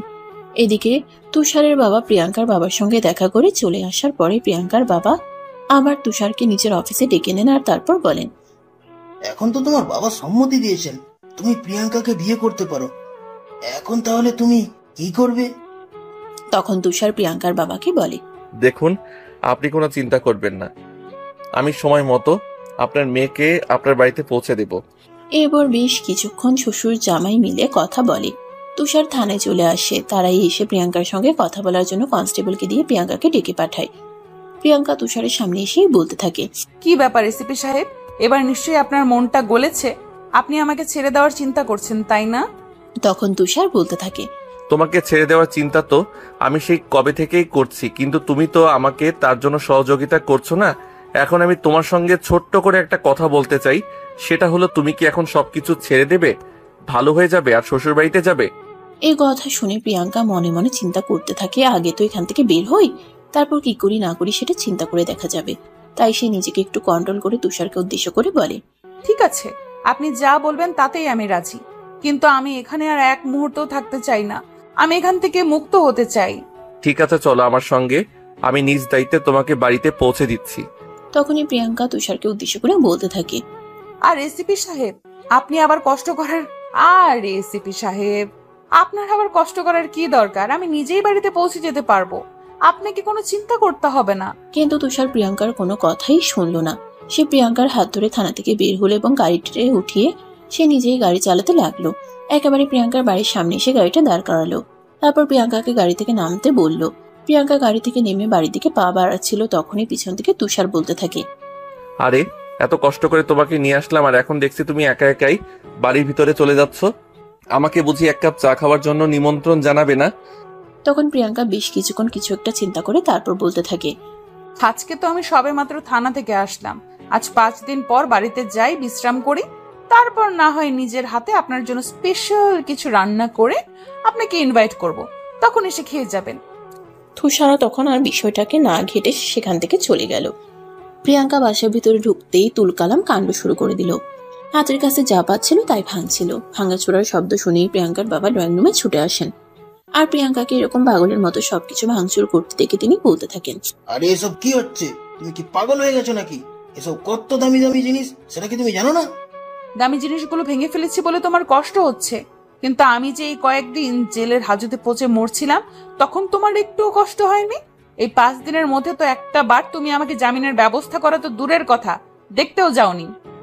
তখনই প্রিয়াঙ্কার বাবা প্রিয়াঙ্কাকে শান্ত করার জন্য বলতে থাকে, আসলে তুমি ওই পুলিশ অফিসারকে চিনতে পারোনি, ও ভীষণ ভয়ঙ্কর। আমি সামনাসামনি গেলে আমার সঙ্গেও খারাপ কিছু করে বসতো, তাই আমি যাইনি, তাই দূর থেকে তোমার জন্য যা কিছু করার করেছি।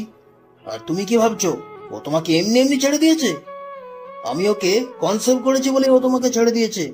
আমি ওকে বলেছি আমি 1 সপ্তাহের মধ্যে তোমাকে বিয়ে দিয়ে দেবো, আর তুমি এখানে থাকবে না, কোনো ঝামেলা করা তো অনেক দূরের কথা। তারপরে ওই ছেলেটা তোমাকে ছেড়ে দেওয়ার জন্য রাজি হয়েছে, তা না হলে কি তোমাকে এত সহজে ছেড়ে দিত নাকি? এই বলে তিনি প্রিয়াঙ্কাকে কিছুটা শান্ত করেন এবং নিজের রুমে পাঠিয়ে দেন। এদিকে প্রতিদিন সকালবেলা ঘুম থেকে উঠেই প্রিয়াঙ্কা বাইরে যাচ্ছিল, তখনই তার বাবা পিছন থেকে তাকে বলতে থাকে, একদম তুমি বাড়ির বাইরে পা দিও না। তুমি বাড়ির বাইরে গেলেই ওই পুলিশ অফিসার আবার তোমাকে অ্যারেস্ট করে নিয়ে যাবে। সে আমাকে পরিষ্কার করে বলে দিয়েছে তোমাকে সে আর কখনো বাড়ির বাইরে যেতে দেখতে না পায়। এরপর আরো 7 পাঁচ বুঝিয়ে প্রিয়াঙ্কার আব্বু প্রিয়াঙ্কাকে আর বাইরে যেতে দিল না। এদিকে সেদিন বিকাল বেলা প্রিয়াঙ্কার আব্বু নিজের রুমে প্রিয়াঙ্কাকে ডেকে নেয় আর বলে, দেখো, আমি তোমার সুরক্ষার জন্য একটা পরিকল্পনা করেছি। এখন তুমি যদি নিজেকে বাঁচাতে চাও তাহলে তোমাকে আমার পরিকল্পনা অনুযায়ী কাজ করতে হবে। তখন প্রিয়াঙ্কা তার বাবার কাছে জানতে চায় সেই পরিকল্পনা। তখন প্রিয়াঙ্কার বাবা বলে, আমি তোমাকে বিয়ে দেওয়ার নাটক করব এবং আমার এক বন্ধুর ছেলের সঙ্গে তোমাকে এই বাড়ি থেকে বের করব। তারপর ওখান থেকে তুমি সোজা থাইল্যান্ডে চলে যাবে। এই বলে প্রিয়াঙ্কার বাবা প্রিয়াঙ্কাকে বিয়ে করতে রাজি করায়। প্রিয়াঙ্কাও তখন তার বাবা বুঝতে পারলো না, তার বাবার কথাই রাজি হয়ে গেল। আর তারপর তুষার আর প্রিয়াঙ্কার বাবা দুজনে মিলে পরিকল্পনা করতে থাকেন কিভাবে কি করা যায়, সবকিছু গোপন রেখে। তারা দুজনে মিলে পরিকল্পনা করে বিয়ের আগে কোনো মুহূর্তেই প্রিয়াঙ্কাকে ছেলের সঙ্গে দেখা করাতে দেওয়া যাবে না। বাসর ঘর পর্যন্ত সবকিছুই গোপন রাখতে হবে, তারপর প্রকাশ হলে যা হওয়ার তাই হবে। এই করে তারা সবকিছুর বন্দোবস্ত করে। এদিকে দেখতে দেখতে বিয়ের দিন ঘনিয়ে আসে। এদিকে প্রিয়াঙ্কার বাবা যেহেতু বলেছিল বিয়েটা আসল নয়, তাই প্রিয়াঙ্কা আর ছেলের সঙ্গে দেখা করা বা কথা বলার প্রয়োজনও মনে করেনি। প্রিয়াঙ্কা মনে মনে ভাবছে, এখান থেকে থাইল্যান্ড যেতে পারলেই বাঁচি, তাহলে আর পুলিশের রেসিপি আমাকে পাবে কোথায়। আজ তাদের দুজনের বিয়ের আয়োজন করা হয়েছে। আজ দুজনেই অনেক খুশি। এদিকে তুষার হলো প্রিয়াঙ্কাকে বউ হিসেবে পেতে চলেছে, অন্যদিকে প্রিয়াঙ্কা ভাবছে সে এই এসপির হাত থেকে মুক্তি পেতে চলেছে। এদিকে বিয়ের সমস্ত কার্যক্রম শেষ হলে প্রিয়াঙ্কাকে তাদের বাড়ি থেকে তুষারের বাড়ির উদ্দেশ্যে নিয়ে রওনা হলো। প্রিয়াঙ্কা তখন মনে মনে অনেক খুশি। এই তো তার বন্ধুর দিন শেষ। এখন থেকে সে থাইল্যান্ডে গিয়ে ওপেন চলাফেরা আর যা ইচ্ছে তাই করতে পারবে। কিন্তু সেই চিন্তা আর বেশিক্ষণ রইল না। প্রিয়াঙ্কাকে তুষারের বাড়িতে নিয়ে আসা হয়। তখন রাত আনুমানিক 8টার মতো বাজে। তুষার তখনও প্রিয়াঙ্কার সামনে আসেনি। তুষারের বোন এবং তার কাজিনরা প্রিয়াঙ্কার সঙ্গে গল্প করছিল আর তাদের ছিল।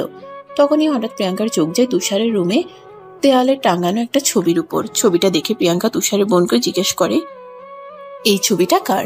তুষারের বোন তখন বলে, নিজের হাজবেন্ডকে নিজে চিনতে পারছো না? এই কথাটা শুনেই তো প্রিয়াঙ্কা আকাশ থেকে পড়লো। প্রিয়াঙ্কা তখনই তুষারের বোনকে বলে তুষারকে ডেকে আনার জন্য। তখনই তুষার প্রিয়াঙ্কার সামনে এসে দাঁড়ায়। তুষার রুমে আসতেই সবাই রুম থেকে বের হয়ে চলে গেল। তুষার তখনই রুমের দরজাটা লাগিয়ে দিয়ে প্রিয়াঙ্কার সামনে এসে দাঁড়ালো। তখন প্রিয়াঙ্কা চিৎকার করে বলতে লাগলো, এসব কি হচ্ছে এখানে? তোমার বাসর করার ব্যবস্থা করা হয়েছে। একটু পরে এখানে তোমার সঙ্গে তোমার হাজবেন্ড রোমান্স করবে। এই কথা শুনে প্রিয়াঙ্কা আরো বেশি রেগে যায় আর তখনই তুষারকে থাপ্পড় দিতে যায়।